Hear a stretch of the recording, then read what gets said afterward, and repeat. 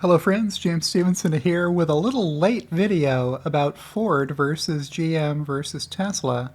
How are they doing lately, and how does that compare to prior years? I made a thread about this maybe 2 or 3 weeks ago and then forgot to make a video about it. So let's take a look at that thread that I made after I check in with my co-host Loki, who is hiding underneath a big blue blankie. You can keep an eye on him in the Loki cam if he decides to get up and move around. Otherwise, I'll be over here walking you through this thread. Now that GM and Ford have published their Q3 numbers, I've updated my charts comparing them against Tesla. Their full year 2023 should look a lot worse than this when the negative financial impact from the UAW strike hits Q4. Here's how deliveries compare going back to 2016. So you can see Ford and GM both used to sell a lot more vehicles than they sell today. What happened? What kinds of vehicles are they selling a lot less of now than they used to? These are really sharp declines, right? It's the sedans they stopped making. You used to be able to buy sedans from Ford and GM, and mostly now they only sell pickups and SUVs. There are a few sedans left, but not many. They killed off most of those in 2015, 2016, 2017, that time frame. And you can see their total global deliveries have been much lower ever since then, and they've only built back some since the lows of 2021 when there was COVID and chip shortage and whatever other excuses they were making. Some of that they still make today, that there's a chip shortage. And that's what they say is the excuse why they're not making more than this many vehicles. Because they're selling dozens of models. Like, they have a lot of pickups and SUVs to sell. Then little old Tesla over here with 4 models, 2 of which are pretty high priced, steadily climbing every year, more and more growth than the prior year, and dramatically increasing over the 12 trailing months. That's what TTM means here. So for each of these, I had to go find their investor relations website and get the latest report and update the 4 most recent quarters. So Q4 of last year plus Q1, Q2, and Q3 of this year is what you see in the 12 trailing months. That's the most recent 4 quarters of activity for each of these companies, which means that the Q4 of last year number is being shown in both the 2022 column and in the 2023 trailing 12 months Q3 column, but that's how you do it. At the end of 2023, we'll get the Q4 numbers, and then there won't be any overlap between these 2 columns. But that's what the deliveries look like.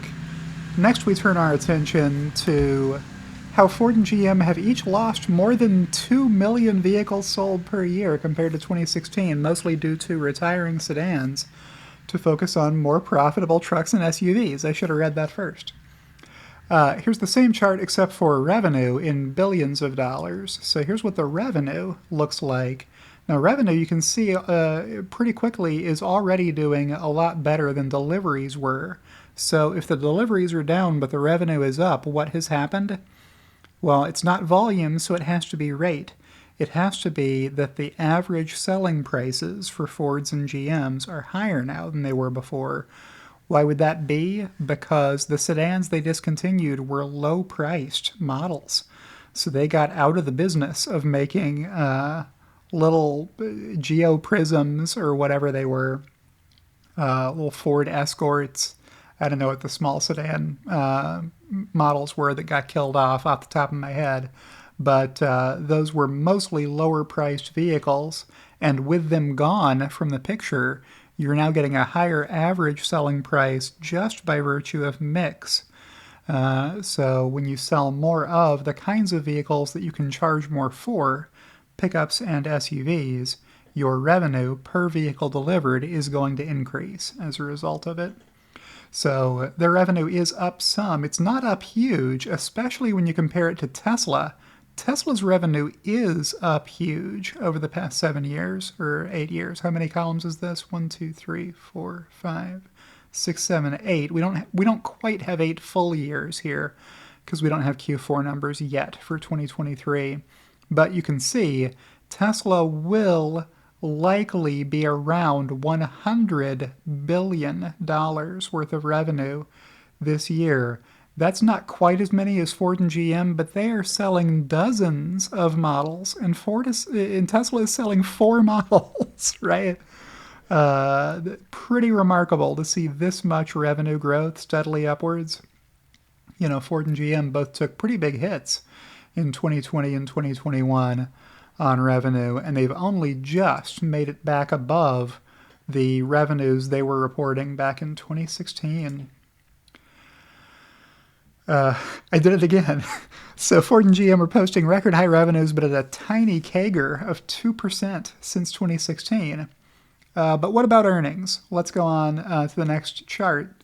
Yes, net income is lower for Tesla over the past 4 quarters when compared to full year 2022, but Tesla still looks pretty good versus Ford and GM, even before the huge Q4 losses likely to result from the UAW strike. So Ford and GM are going to be selling a lot less vehicles to dealerships in Q4 as a result of the UAW strike that was timed pretty well for them. Dealer inventories are building up for Ford and GM and lots of other automakers as they postpone the inevitable price cuts they're going to have to make and the promotional offers they're going to have to implement to incentivize buyers to take delivery at very high interest rates. Interest rates are up a lot higher than most people thought they would be this year, and it's causing a lot of inventory buildup on lots. So for both of those reasons, the UAW strike, which is what they're going to blame publicly,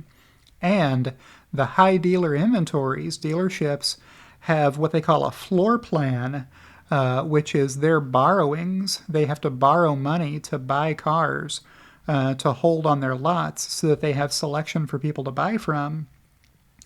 But they're either going to borrow that from a bank or they're going to borrow it from the automaker, from Ford or GM, loaning them the money to buy the cars to put on their lot for car buyers to come look at and purchase. Well, if the interest rates go up a lot, the debt service on those loans becomes a much bigger expense for these dealerships, and they're going to want to minimize that cost somehow. One of the easiest ways to do it is to just not borrow as much, right? You can keep your interest payments about the same if you borrow less, which means you can't afford to keep as many vehicles on your lot as you normally would. So there's going to be less selection for people, and they may be more reluctant to buy higher priced vehicles if they have to borrow the money and pay high interest rates on it.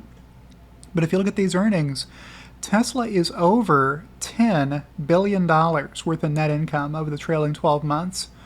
Ford and GM are both well below $10 billion. Well, GM maybe not very well below. That's 9 point something maybe by the looks of it. But Tesla's comfortably above $10 billion worth of net earnings here. So there's the profitability. I've already reminded you Tesla only sells 4 models. Ford and GM each offer dozens. When you look at it on a net income per vehicle sold basis to normalize for that, Tesla really shines through. So check it out. Tesla earning more than $5,000 per vehicle sold. Even in Ford's best year, they didn't make more than $5,000 per vehicle sold. And GM has made its closest approach back in 2021. Maybe that number was even less than $4,000 per vehicle sold. Tesla got up near $10,000 worth of profit per vehicle sold back in 2022. And Tesla will likely end 2023 by posting its 3rd straight year with greater than $5,000 worth of profit per vehicle sold. Again, that's a threshold Ford and GM both have not approached in recent years. But I've got more charts. The other way to look at it is to just compare where each of these automakers is over the most recent 4 quarters versus where they were in 2016. So GM and Ford have each lost more than 2 million units sold, while Tesla has gained nearly as much, 1.7 million. And Tesla revenue has outgrown Ford and GM fourfold. So this chart is showing you wholesale units sold. That's the way Ford and GM report their sales to dealerships, rather than end car buyer purchases. So Tesla's up a lot, Ford and GM down a lot in terms of units sold now versus 2016. And if you look at the revenue, Tesla's up $89 billion.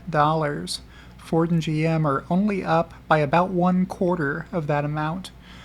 Since 2016, they have not grown their top line very much. And let's compare the profit metrics the same way. Tesla has delivered colossal earnings growth from 2016 losses. So Tesla's earnings are $11 billion higher than the losses they reported in 2016. Ford and GM are only up a little comparatively. And if you look at it in terms of net income or loss per unit sold, Tesla's way up from the losses they were reporting in 2016.